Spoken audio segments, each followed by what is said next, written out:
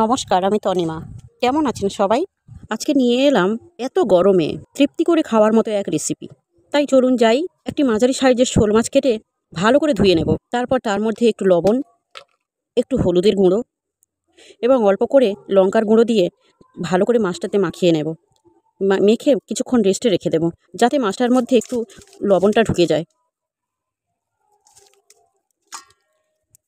এরপর উনুন জ্বেলে দিয়ে উনুনের মধ্যে কড়াই বসিয়ে দিলাম। কড়াইটা গরম হয়ে গেলে এর মধ্যে দিয়ে দেব তেল। তেলটা গরম হয়ে যাক, গরম হলে তবে না এর মধ্যে মাছটা দিলে মাছটা ভালো করে ভাজা হয়। তাই তেলটা দিয়ে একটু খুন্তি দিয়ে নেড়ে ছেড়ে নিলাম, ভালো করে নেড়ে ছেড়ে নিলাম যেন তেলটা গরম হয়ে যায়। আপনারা একটু চেষ্টা করে দেখবেন, এটা খুব ভালোভাবে এবং সহজে রান্না করা যায়। এরপরে তেলের ওপরে মাছটা দিয়ে দিলাম, এক এক করে সব মাছ দিয়ে দেবো। সব মাছ দিয়ে এইবারে এদিক ওদিক হালকা করে ভেজে নেবো। তবে এই মাছ কিন্তু বেশি ভাজা যাবে না, যেহেতু টকের মাছ, এটা অল্প করে হালকা করে ভেজে নিলেই হয়। ওই কারণে অল্প করে ভেজে মাছটাকে তুলে নেব। এর ফাঁকে বলে রাখি, আজ কিন্তু আপনাদের দেখাবো টক রেসিপি, যেটা খেলে মন ভরে যায়। নিয়ে মাছটা ভাজা হয়ে যায়, ততক্ষণ একটু সময় দিতে হবে, একটু সময় নিয়ে। তবে হ্যাঁ, উনুনের আঁচটা কিন্তু ঠিকই রাখবেন। এপিট ওপিট করে মাছটাকে এদিক একটু ভেজে নিয়ে মাছটাকে এবারে তুলে নেব। একটা জায়গায় করে তুলে নিলাম মাছটাকে। মাছটি কড়া থেকে তুলে নেওয়া হয়ে গেলে পরে ওই তেলের মধ্যে একটু দিয়ে দেবো 5 ফোড়ন। জাস্ট টকের স্বাদ দ্বিগুণ বাড়িয়ে দেয় এবং গন্ধও থেকে যায়। একটু ফোড়ন দিলাম, ফোড়নের একটু ফুটতে থাক, ফোড়নটা যেন একটু তেলের মধ্যে গরম হতে থাকে বা ভাজা ভাজা হয়ে যায়। এরপরে এর মধ্যে 2টো কাঁচা লঙ্কা দিয়ে দেব। কাঁচা লঙ্কা যা তরকারির মধ্যে একটা সুন্দর গন্ধ এবং স্বাদ নিয়ে আসে। তো লঙ্কাটা একটু ভাজা ভাজা হয়ে যায়। লঙ্কাটা একটু ভাজা ভাজা হয়ে গেলে এর মধ্যে দিয়ে দিলাম একটু হলুদের গুঁড়ো। তেলের ওপরেই হলুদের গুঁড়ো দিয়ে দিলে তাহলে একটু ভালো কালারও আসে। এর মধ্যে একটু জলও দিয়ে দিলাম, জলটা ফুটতে শুরু করলো। এরপরে এর মধ্যে একটু সর্ষে বেটে নিলাম, সাদা সর্ষে, আপনারা পারলে কালো সর্ষেও দিতে পারেন।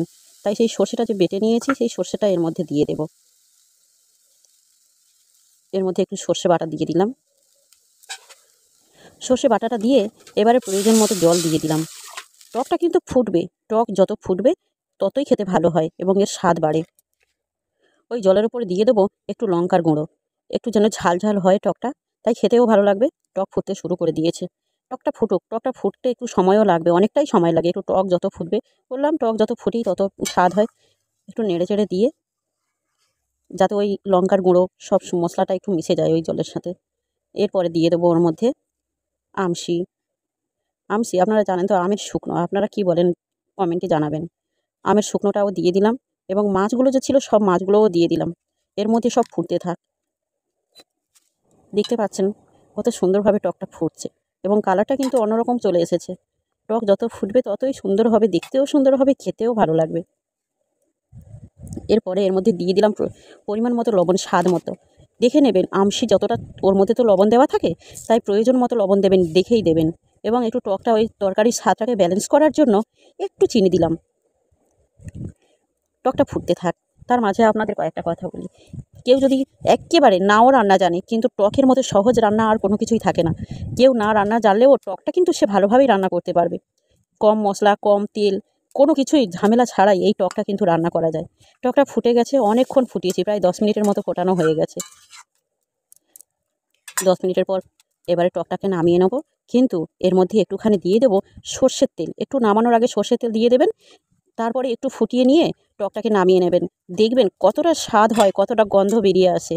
আমার টক রান্না কিন্তু একেবারে রেডি, আর বেশি ফোটানোর দরকার নেই। এইবারে আমরা নামিয়ে নেবো। দেখেছেন তো কতটা রসা মরে গেছে, ঝোল মরে গেছে কতটাই। এতটা থাকলেই হবে, ভাতের সঙ্গে খাবে তো। একটুখানি ঝোল না থাকলে ভালোও লাগবে না, যেই খাক না কেন বারবার চেয়ে খাক। রেসিপিটি কেমন লাগলো অবশ্যই কিন্তু কমেন্ট করে বলবেন। লাইক এবং শেয়ার চাই।